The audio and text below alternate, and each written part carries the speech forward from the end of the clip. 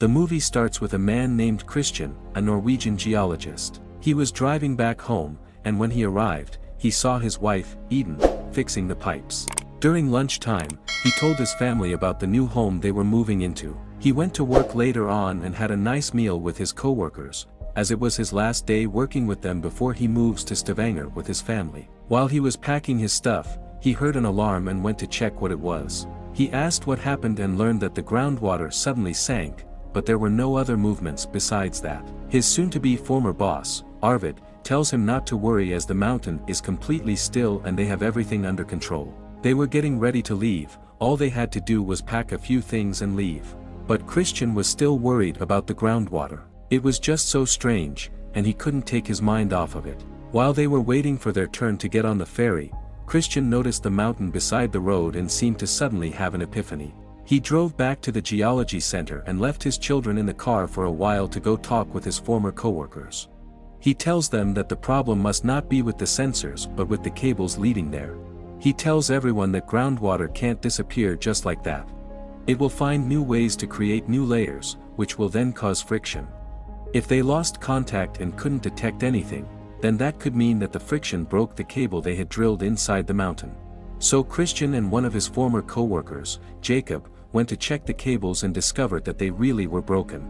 The two of them went back to the center, and Christian was frustrated that they couldn't do anything but send out a yellow warning so as not to cause panic throughout the whole city. Christian went back to the car and realized that his children weren't there anymore.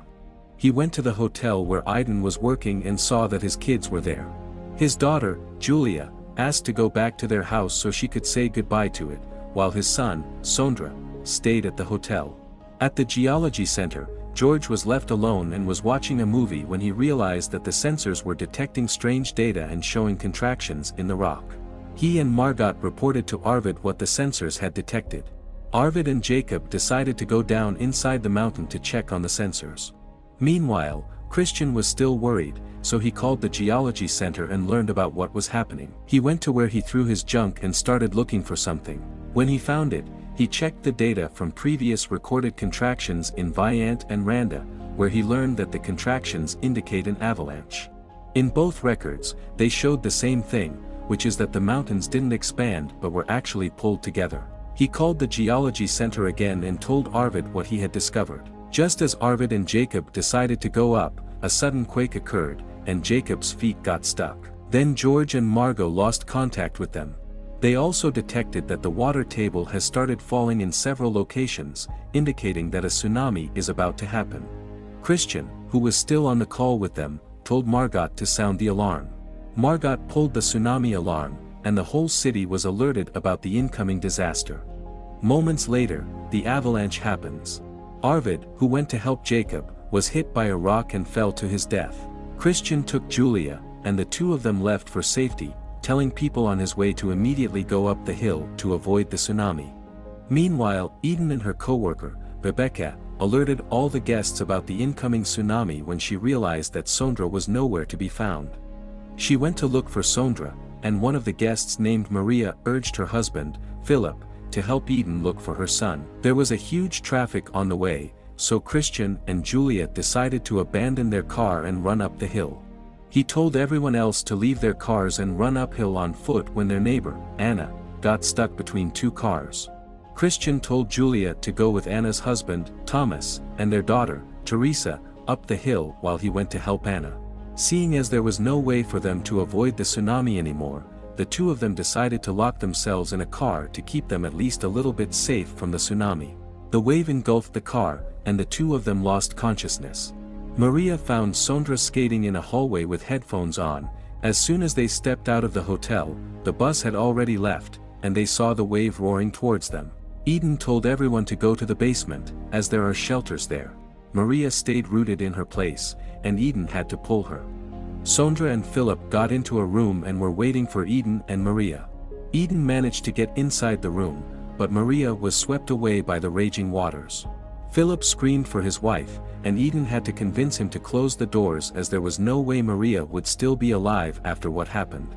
They struggled to close the door due to the water that kept coming in, and when they finally managed to close it, the lights turned off. Christian woke up and was shocked to see Anna's bloody state. He realized that Anna was gone and crawled out of the car. He walked up the hill and looked for Julia among the other survivors. When he saw Julia, he hugged her and silently apologized to Thomas for not being able to save Anna. In the geology center, George and Margot received a call from Jacob. They answered the call and asked if Jacob was fine, asking him if he was with Arvid. Jacob couldn't answer, but his silence was enough for Margot and George, who both cried after learning that Arvid was dead. In the hotel's basement, Eden comforted Philip, who had just lost his wife. Christian was getting worried about Eden and Sondra as the bus Eden told him about still hadn't arrived. He saw a man talking on a phone and went to ask where the call was coming from.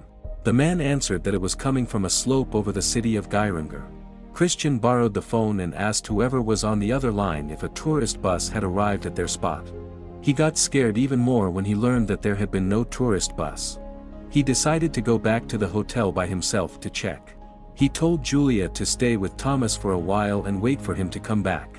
In the basement, Eden and Sondra pressed on the door where the water was pouring in and closed it.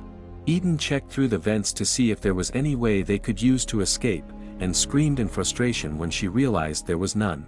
Then the water started pouring in through the door gaps again. Philip complained about their situation, and Sondra was mad that he wasn't helping them close the door properly. Eden stopped them from arguing, and Philip just told them that they were going to die if they kept on waiting. Meanwhile, Christian rode on the floods through the ruins to get to the hotel. When he got onto a drier land, he started walking until he realized he was standing on the tourist bus. He opened it and jumped inside. He looked at all the dead bodies inside until he saw Vibeka's corpse. Realizing Eden and Sondra weren't there, he continued towards the hotel. The room Eden and Sondra were in was already getting filled with water, so they swam towards the vents to have more breathing space. Philip was panicking, as he had nothing to hold on to keep him afloat. He started pushing down on Sondra to keep himself up, drowning the boy in the process. Seeing as his son was struggling underwater, Eden had no choice but to push Philip under the water so he'd let go of Sondra. Philip died, and Eden apologized to Sondra for what she had to do. Christian arrived at the hotel, and he called out to Eden and Sondra, looking everywhere to see if they were there. He went to check on the basement but backed away when he saw that it was already filled with water. He continued to look around until he noticed something inside a room. It was the room Sondra was staying in, and his bag was still there. When Christian checked through the bag and realized it was really Sondra's, he assumed the worst and started hitting the window in anger. Sondra and Eden heard it and started knocking on the vent's pipes to call for Christian's attention. Realizing that he couldn't hear them, Eden swam under the water and got a wrench to hit the pipes with. Christian heard it and hit the window again as a reply. Sondra and Eden laughed when they realized that they had been heard. But their happiness was short-lived when water started pouring into the vents. Christian went to the basement and swam under the water. He took away everything that was blocking the door to open it. Eden told Sondra to wait for her as she swam under again to open the room's door. Unbeknownst to Christian and Eden, they were both trying to open the same door. They managed to open it and were happy to see each other. Christian pushed Eden to swim towards the stairs and leave the water before swimming towards where Sondra was. Eden stayed on the stairs to wait for them, and Christian got to Sondra, who was so scared. Sondra refused when Christian told him that they had to swim to the stairs, but his father reassured him that everything would be fine and that he'd be right behind him. Sondra finally relented, and the two of them went under. Sondra started losing breath on his way, so Christian had to do mouth-to-mouth with him to give him some oxygen. Then Christian gestured for Sondra to continue swimming. When Eden saw Sondra, she quickly pulled him up when she realized that Christian hadn't followed them. After giving Sondra oxygen, Christian himself started losing breath and couldn't go on anymore. She went to find him and pulled him out of the water. Eden pumped Christian's chest and breathed into his mouth. She kept on doing it again and again, but Christian still wouldn't wake up. When she thought that Christian wouldn't come back anymore, she gave up. But Sondra didn't want to give up. He screamed for his father to come back and began aggressively pumping his chest. He breathed into his father's mouth and pumped again until Christian woke up, coughing out water. The three of them hugged each other.